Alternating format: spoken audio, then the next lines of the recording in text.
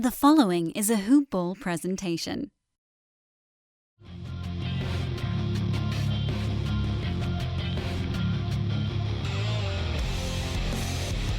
Welcome to the Fantasy NBA Today podcast. Hello, and welcome to Fantasy NBA Today, a Hoop Ball presentation. My name is Adrian Benjamins. I hope you guys all had a great weekend. I myself just returned from a camping trip in Julian, California, near San Diego area, and I gotta say, it's pretty, it changes your perspective when you live in a county that has like over 3 million people and you spend a weekend staying somewhere where there's not a lot of people and you get back and it just kind of really changes how you look at things. So it's nice to get away, clear your head, recharge. We're getting ready for the fantasy season. The mock drafts are open on ESPN. There's not a lot of people in there, not enough people to get a full draft room, and the rankings are all messed up. So it's kind of too early to really seriously start getting into these mock drafts. But I'm hoping that they start filling up soon and we can have some fun doing some mocks. So no Neil today. I believe he's actually got jury duty today. So I don't think he's having as much fun as we are. But hope to have him back on the show tomorrow. Or actually, we may have Dan returning tomorrow. But if not, I should definitely be joined by Neil Rochlani. And so last Friday, Neil and I, we talked about the Atlantic Division from fantasy offseason perspective, which teams were winners, which teams were losers, kind of our thoughts on what players to target as far as fantasy goes. So I figured today we'll kind of just keep going down that path, and I thought we could move on over to the Southeast Division. Talk about the Heat, the Wizards, the Hornets, the Magic, the Hawks. Let's take a look and see how they fared in free agency, what to kind of expect from these teams. So let's get into this. Let's start with the Miami Heat. And, the Heat, they didn't make any big splashes in free agency, didn't have any high draft picks as well. So, not a lot of changes here. Their rotation still looks very similar from how they looked last season. So let's start at the point guard spot. We got Goran Dragic. Kind of know what to expect from him now. We don't consider him an elite point guard, but he's a nice mid-tier point guard. And I think he's fine as your second or third point guard. I think the Miami Heat are really crowded in their backcourt. Out on the wing, they got Tyler Johnson, Dion Waiters, Wayne Ellington, Josh Richardson. So it's really tough because a lot of these guys, they take a lot away from each other. So I do like Goran Dragic, but more of a middle level like option. At the shooting guard spot, we got Dion Waiters. And, for fantasy, I'm not really a big fan of Dion Waiters because just really inefficient, mostly scoring. There are times when he does become fantasy viable because he'll put up some nice scoring numbers. So, he always feels to be a guy that gets picked up and dropped on and off of the wire, but not a guy that I target heavily. Now, a guy that they do have that I really like a lot is Josh Richardson. And mostly because he's like one of these do-it-all type guys. Brings the defensive stats, which I love. The steals, even gets blocks for a guard, which is really nice. Really stepped up last season and improved, and I really hope he continues down that path because he's just a great player for fantasy, great player for reality, and I just really hope he can rise to the top of this kind of this logjam out on the wing. They also have Justice Winslow there. And, a guy that we don't rely on at all for fantasy, consistently hurt, game very inefficient, very inconsistent, so not really an option here. And then in their front court, we got James Johnson, Kelly Olynyk, Hassan Whiteside. Was really surprised they didn't move Hassan Whiteside. There were a lot of rumblings and buzz that they were trying to trade him. I don't know if they couldn't find a good deal for him. And I'm really shying away from Whiteside. Last season, we saw him at times get limited minutes. We saw him get benched down the stretch of games. And, I'm kind of wondering if they lean more on Kelly Olynyk this year. And he's a nice guy I like to target really late. That all that I will target really late in drafts because he's shown that given the minutes, he can put up some really nice numbers, has a nice outside shot. And so I really like Kelly Olynyk as a late round flyer. And James Johnson, last year he was real up and down and not someone that I'm targeting heavily, but it also wouldn't surprise me if he ended up having a good season as well. So overall, I think I would call the Miami Heat. Man, I don't know. I'm a little torn. Part of me wants to say that they're losers because they kind of still have this logjam out on the wing in their backcourt. Their front court still has some question marks because we don't know, are they going to go Whiteside? Are they going to go Kelly Olynyk? So I'm going to call them losers here in this offseason free agency period. Didn't make any big splashes. They did keep Wayne Ellington, who's a nice three-point shooter. But from a fantasy perspective, I really hate how crowded they are. Main guy I'm targeting is Josh Richardson. As I mentioned before, Goran Dragic is a solid option as a later point guard or as a mid-level point guard. All right, you guys, let's move on to the next team. Let's talk about the Washington Wizards. I got to call them a big loser in this offseason free agency period because they brought in Dwight Howard, someone who notoriously destroys value of his teammates. And I'm really, really, really bummed. I've spoken about this on previous shows that the Wizards are a team that I really enjoy from a fantasy perspective because they got a lot of nice quality players for fantasy and they run at a really great high-paced offense. And I'm really scared to see what Dwight Howard's going to do to this team, how he's going to affect guys like Markieff Morris, Otto Porter. I think he's really going to take a lot of rebounds away from these guys. He could slow up the pace of that offense as well, which could affect, John Wall, Bradley Beal. So I'm going to call the Wizards big losers just from a fantasy perspective because of that Dwight Howard move. Now, I'm all good with targeting John Wall, although there's a pretty funny picture of him from Team USA minicamp where he looks a little overweight and doesn't look like he's been having a great off season. I don't know what the opposite of muscle watch is, but I think that would be whatever John Wall's doing right now. So, but we got a long ways to go. I think John Wall will be fine. Bradley Beal was a guy for me who was always a do not draft guy, but 2 seasons in a row he stayed healthy, put up very good numbers. So I really think Bradley Beal will be a good fantasy option this season. And then they've got some other guys that I'm keeping an eye on. Kelly Oubre, who had some fantasy value last year. They added Austin Rivers. I don't think he'll really have any value this season. And then last year I had Thomas Satoransky on a lot of my teams, and he played really great. I'm not targeting him this year with healthy John Wall, but just someone to keep in mind if John Wall ever went down, a guy you'd want to grab right away.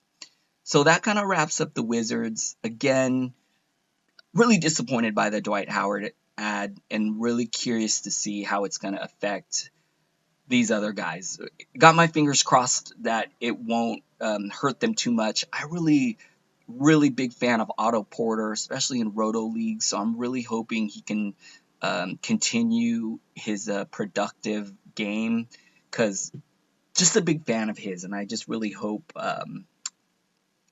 Dwight Howard doesn't hurt him.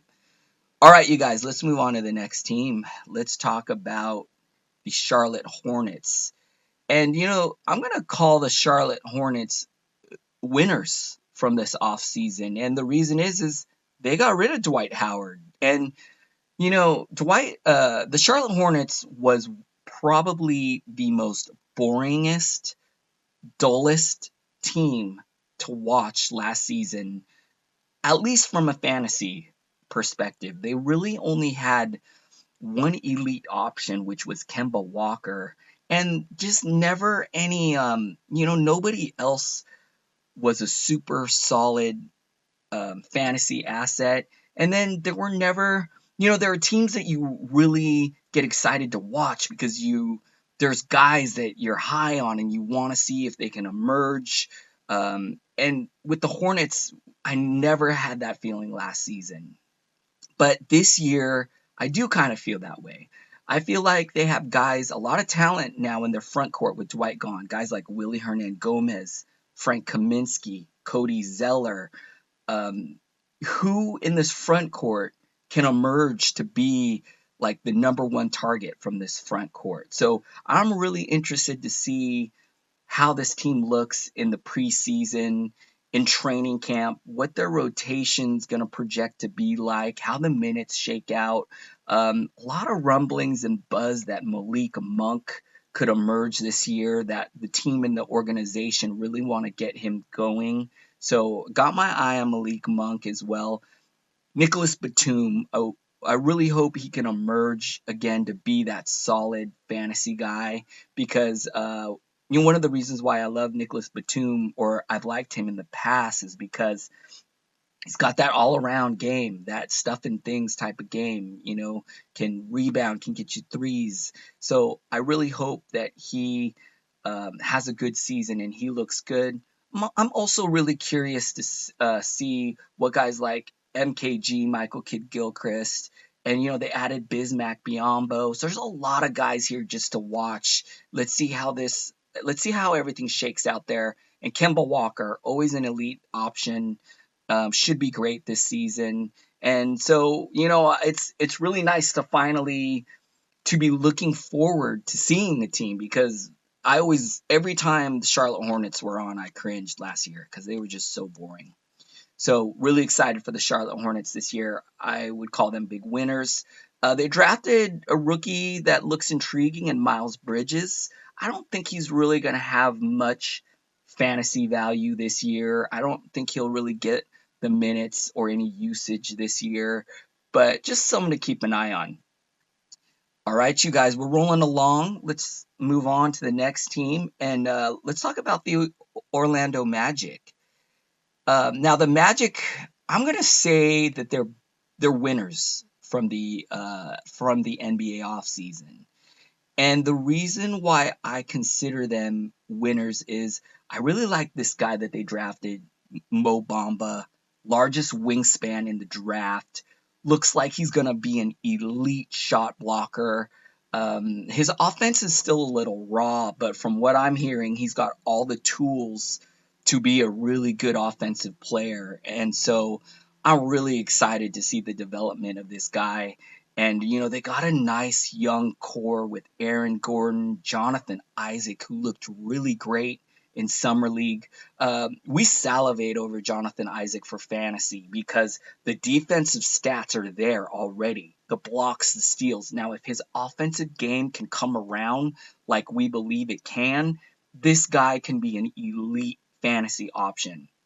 So, it's funny, in those ESPN mock drafts, I think they got Jonathan Isaac ranked in the 300 range. So, I mentioned before, it's still real early for these mock drafts, but I'm still going to do them. And when I do, Jonathan Isaac, you can grab him with your last pick because he's so off the ranking list. And I'm really excited to see Aaron Gordon this year. Last year was somewhat of a letdown because he was drafted so high, didn't return the value of his average draft position. But this year, I'm really hoping he can improve further because I mean this guy's got really high upside, and I really believe that he can make that improvement to become an elite fantasy option. Their backcourt is really interesting. We got DJ Augustine slotted to be the number one point guard, the starting point guard for this team. He's gonna fly under the radar, I think, on draft day. I think this is a guy that you're gonna be able to draft super late, and if with the starting role, if he gets starter minutes, I think DJ Augustine can put up some decent value. I would be okay with him being like my number 3 point guard. I would be pretty happy with that. So a guy that I'm targeting later in drafts, I think he'll be available. And the wing is really interesting on this team. You know, they got Jonathan Simmons, Evan Fournier, who has been pretty good the last 2 seasons. I think he'll be solid again. They got an interesting bench with Terrence Ross. So really curious to see what this team can do. And I'm going to call them winners again because I really like the addition of Mo Bamba. And we kind of know what to expect from this team for the most part. You know, your targets. I think Nikola Vucevic, again, will be pretty solid this season. So I really like the Magic for fantasy and really excited to see this team and also just see what happens in the preseason and how they look. All right, you guys, let's move on to the next team. Last team in the Southeast Division is the Atlanta Hawks. And Neil and I, we've been talking a lot about the Atlanta Hawks. And one guy that we're targeting heavily is John Collins. And I really love John Collins for fantasy. And I'm starting to get a little nervous that all the hype and everything will push him into a spot too high for me to draft. This happened with Aaron Gordon last year. I wanted Aaron Gordon on all my teams, and all the hype and all the buzz just pushed him above the 4th round in basically all of my leagues, and I couldn't take him there. And I'm really scared the same thing's going to happen to John Collins because I think he's going to finish as a top 50 player, but I really don't want to draft him before pick 48. I'm really hoping to get him after that. So, and then, I forgot to mention at the beginning, I don't know, do we consider this team a winner or a loser? Okay, part of me wants to say they're losers, and one of the reasons why I consider them losers, they passed on a guy in the draft, Luka Doncic, who I think is going to be a franchise transformation type of a player. They moved back down in the draft to get a guy, Trae Young, a guy I'm not super high on. I could definitely be wrong there, but I'm not that high on Trae Young. Now, I do like the move that they made. They moved Dennis Schroeder. So we got a lot more clarity in this backcourt with Jeremy Lin and Trae Young. I think both those guys are going to get enough usage and minutes to be useful. I really like Jeremy Lin. I think if Jeremy Lin can stay healthy, which is a huge if, I can't remember him the last time he was healthy. If he can stay healthy, I think he can put up some really productive numbers on this team. This team's really lacking a lot of talent, and I think that Jeremy Lin could put up some pretty solid numbers. Now, I wouldn't draft Jeremy Lin early, definitely because of the injury concern, but I think this is a guy who could fly under the radar again and be really undervalued on draft day. So a guy you can probably get in the later rounds of your draft, or for sure the second half of your draft. Trae Young for fantasy, I'm not going to touch him at all. He's actually going to be probably on my do not draft list. He's going to have huge turnover numbers for you your 9-cat leagues. And then he's going to be very inefficient. He's going to probably be a huge bog on your field goal percentage. So not a guy I'm targeting at all. Really curious to see what happens on the wing with this team. Kent Bazemore is a guy who has some consistency issues, but has shown that he can be a reliable fantasy guy. So a guy who, I kind of want to see how he looks in the offseason. Turian Prince is a guy that I like, a guy that I'll be pretty happy drafting. And then I'm really curious to see if Justin Anderson or DeAndre Bembry can kind of emerge as like for you deep league uh, for you guys that play in deep leagues. I've really got my eye on Justin Anderson and DeAndre Bembry. The also really interesting thing about this team is the front court. Starting center is Dwayne Dedman. They added Alex Len, and I wouldn't be surprised if at some point maybe Alex Len surpasses Dwayne Dedman to be the starting center. Now, Alex Len has let me down so many times, so I'm not super hopeful of that, but it's definitely something that I got in my back of my mind. Who knows? Maybe a change of scenery would do really well for Alex Len, because there are times where he does look like he can be a decent center in this league, and I'm really hoping he can turn things around with fresh start in Atlanta. But okay, so to recap the Hawks, you guys, John Collins is the guy you want to target. It's the guy you want in all your leagues. Keep it on the down low, because I'm really hoping that his ADP doesn't push into above the 50 mark. I really hope it stays, a little later than that, so we can get some value on him on draft day. All right, you guys, that wraps it up for the Southeast Division. And, not too much news going on right now. Just kind of going through the player news feed right now. Porzingis says he's healing really quick, which that's nice to hear, because I was really bummed out when he went down last year, and I'm really hoping that he shows well this season, and I'm really excited to see the Knicks as well. Let's see, not too much else. Sounds like Carmelo Anthony's finalizing the buyout with the Hawks. It sounds like he's going to sign with the Rockets, and that should also be really interesting to see how the Rockets look with him in the lineup next to Chris Paul and Harden. And then that's about it, you guys. Not too much else. I think we're going to wrap this show up a little early. I apologize, you guys, in advance. I'm not used to doing this show solo. And so the rest of the week will be much better, I promise you. I hope you guys are all having a good Monday. And we'll talk to you guys tomorrow. Tomorrow, Dan may be back for tomorrow. If not, it will be Neil and I, and we'll get into some of these other divisions and talk more winners and losers of free agency and the off-season period. Thanks a lot, you guys. Hit me up on Twitter at Adrian Benjamins.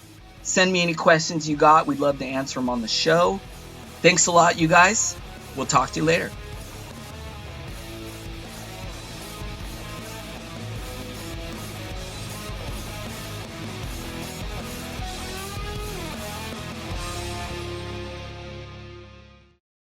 This has been a Hoop Ball presentation.